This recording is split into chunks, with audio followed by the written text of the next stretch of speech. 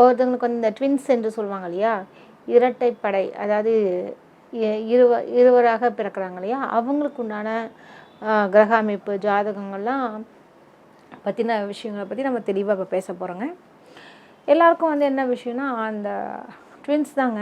எனக்கு நிறையா ட்வின்ஸ்லாம் பழக்கம்.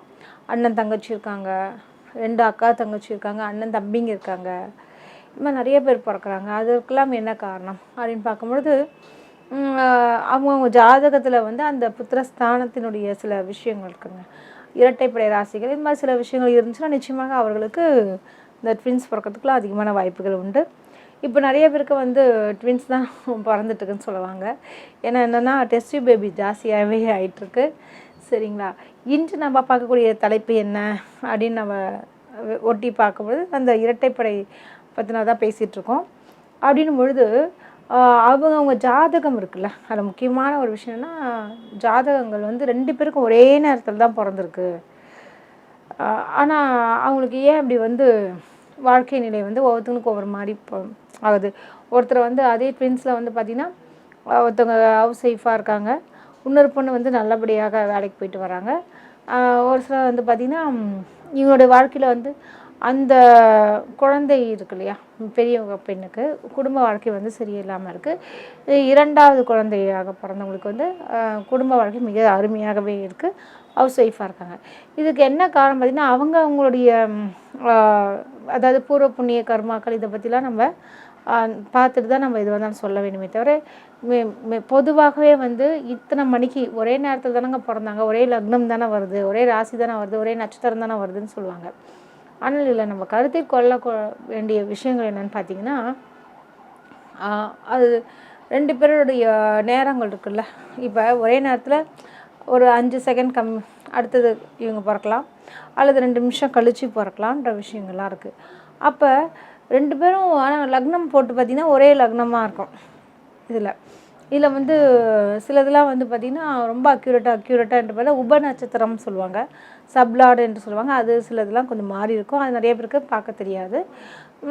அது கண்டுக்காமல் நீங்கள் என்ன ஒரே லக்னமாக இருக்குது, ஒரே ராசியாக இருக்குது, அப்பயே 2 பேரோட வாழ்க்கை வந்து இப்படி வெவ்வேறாக இருக்குன்றதை நம்ம நிறைய பேர் ரொம்ப ஃபீல் பண்ணுவாங்க, யோசிப்பாங்க. ஏன் அப்படி, அப்போ வந்து ஜோசியம் பொய்யா அப்படிலாம் நிறைய பேர் என்றது கேட்பாங்க. நான் என்ன சொல்கிறேன்னா, அவங்களுடைய 2 பேருடைய ஒரே நேரத்தில் தானே பிறந்தாங்க, சரியா? ஆனால் இவங்களுடைய 2 பேருடைய கைரேகை இருக்கு இல்லையா, 2 பேருடைய இடது கைகளும், இப்போ பெண்ணாக இருந்துச்சுன்னா 2 பெண் குழந்தைன்னும் போது 2 பேருடைய இடது கையை பார்த்திங்கன்னா ரேகைகள்லாம் மாறுபட்டிருக்கும். அப்போ வந்து அது மட்டும் இல்லாமல் இந்த சின்ன பொண்ணுக்கு அவங்க அக்காவாகிறாங்க. அதாவது ஒரு 2 நிமிஷம் முன்னாடி பிறந்தா கூட அவங்க மூத்த சகோதரி ஸ்தானம் நல்லா இருக்கா அப்படின்றது இந்த ஜாதகத்தை வைத்து கூட நம்ம சொல்ல முடியும். அதனால தான் அவங்களுக்கு இந்த மாதிரியான வாழ்க்கை நிலையும் ஏற்பட்டிருக்குன்றது சொல்லலாம். அந்த மூத்த சகோதரியுடைய ஜாதகத்தை எடுத்து பார்த்திங்கன்னா அதற்கு இளைய சகோதர ஸ்தானம் எப்படி இருக்குன்னு பார்க்கும்போது அதற்குண்டான விஷயங்கள் பார்த்திங்கன்னா அது இப்படித்தான் அமையும் அப்படின்றதுலாம் இருக்குது. ஸோ அப்போ வந்து எதில் என்ன காரணம் அப்படின்னு பார்த்திங்கன்னா இந்த செகண்ட்ஸுகள் மாறினா கூட மாறக்கூடிய விஷயங்கள் இருக்குன்றது தாங்க முக்கியம். அது மட்டும் இல்லாமல் கைரேகையும் மிக முக்கியமான ஒரு விஷயம்னு சொல்லலாம். கைரேகை வந்து எல்லாருக்கும் ஒரே மாதிரி இருக்காதுங்க. கை அமைப்புகள் இருக்குல்ல, கைரேகைனால எப்படி கைரேகை உருவாகுது, ஐயோ குழந்தை பறக்கிறதுக்கு முன்னாடியே வயிற்றில் இருக்கும்பொழுது குழந்தைங்களுக்கு கைரேகை உருவாகிடும். அப்படின்னா இப்படி தான் மடக்கி தான் கை வச்சுருக்கோம், நீங்கள் பார்த்துருப்பீங்க. அதுக்கப்புறம் அது ரொம்ப படிந்து அது ரேகையாக மாறுது. அப்படி மாறும்பொழுது வந்து பார்த்திங்கன்னா அது என்ன மாதிரியான ரேகைகள் பார்த்திங்கன்னா ஆயுள் ரேகை சொல்லுவாங்க, தன ரேகை சொல்லுவாங்க, அதே மாதிரி சூரிய ரேகை, புதன் ரேகை, குரு ரேகை. அதை குரு மேட்டுக்கு சென்றால் அது வந்து குரு ரேகை என்று சொல்வார்கள். அதே மாதிரி பார்த்திங்கன்னா சுக்கிரமேடு, அது மாதிரி குருமேடு, புதன்மேடு, சனிமேடு, சந்திரமேடு, இப்படி நிறைய விஷயங்கள்லாம் அதில் இருக்குது கைரேகையில். அப்படின்னும்போது அந்த இருவருடைய குழந்தைகளுடைய கைரேகை ஒப்பிட்டு பார்க்கும்பொழுது இந்த குழந்தைக்கு அந்த திருமண ரேகை வந்து பெரிய பொண்ணுக்கு வந்து திருமண வாழ்க்கை இல்லைன்னு சொன்னோம் இல்லையா, அவங்களோட ஜாதகத்தில் வந்து திருமணத்துக்கு உண்டான ரேகைகள் மாறுபட்டு இருக்கும். அதே மாதிரி பார்த்திங்கன்னா இந்த குழந்தைக்கு பார்த்திங்கன்னா திருமண ரேகை மிக சிறப்பாக இருக்கும். அதனால தான் இவங்களுக்கு குடும்பம் அமைஞ்சிருக்கா, அவங்களுக்கு வந்து குடும்பம் அமையலைன்ற ஒரு விஷயம்லாம் நம்ம வந்து இதை பார்த்து தாங்க சொல்ல முடியும். இந்த மாதிரி நிறையா விஷயங்கள் வந்து நம்ம பார்க்க முடியுங்க. அதனால் வந்து அதே மாதிரி பார்த்திங்கன்னா இந்த ட்வின்ஸில் ஒருத்தருக்கு வந்து நல்ல வேலை கிடச்சிருக்கும், பெரிய லெவலில் பொசிஷன் உட்காந்துருப்பாங்க, ஒரு சிலருக்கு வந்து பார்த்திங்கன்னா வேலையே இல்லாமல் இருக்கும். அப்போ அதுக்கு என்ன காரணம் அப்படின்னு பார்த்தீங்கன்னாலே இதுதாங்க முக்கியமான விஷயம். என்னென்னா ட்வின்ஸு சொன்னும் போதே அண்ணன் தம்பின்றது வரும், அக்கா தங்கைன்ற ஒரு வார்த்தை வரும். அப்படிங்கும்போது அக்கா என்றாலும் மூத்த ஸ்தானன்றதுக்கு ஒரு அந்த ஜாதக கிரகம் எப்படி மூத்த ஸ்தானம், இளைய ஸ்தானம் அப்படின்வாங்கள்ல, அந்த ஸ்தானத்தெல்லாம் பார்க்கணும். இப்போ இந்த சின்ன குழந்தைக்கு மூத்த ஸ்தானம் யாருன்னா இவங்க அண்ணன் தான் அப்படின்ற மாதிரி வரும், அல்லது அக்காவாக இருப்பாங்க, மூத்த அக்கான்ற மாதிரி இருப்பாங்க. அப்படிங்கும்போது அந்த ஸ்தானங்கள் மாறுபடும் போதும் சில விஷயங்கள் மாறுபடும்.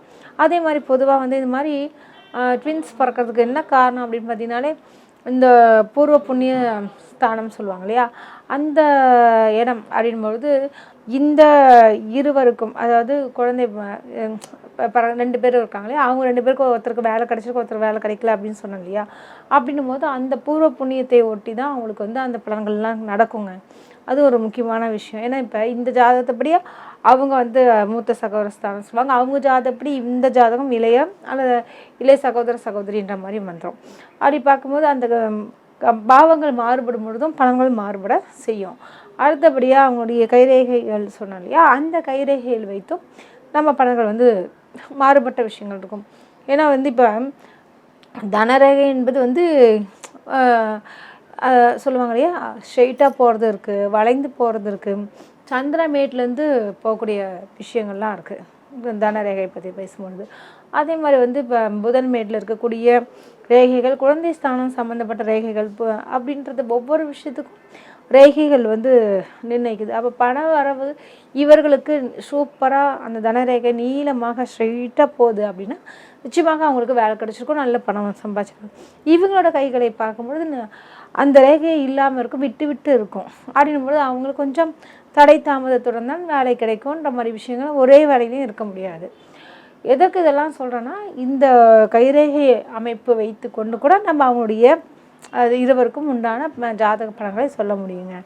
அதே மாதிரி இன்னொருத்தருக்கு நான் பார்த்தேன், அண்ணன் தம்பி 2 பேர் தான் ட்வின்ஸ்ன்னு சொன்னாங்க. அவங்களுடைய ஜாதகத்துலேயும் பார்க்கும்பொழுது பெரியவருக்கு குழந்தை இல்லை அப்படின்ற மாதிரி, சுத்தமாக வந்து அவங்களுக்கு குழந்தை இல்லை.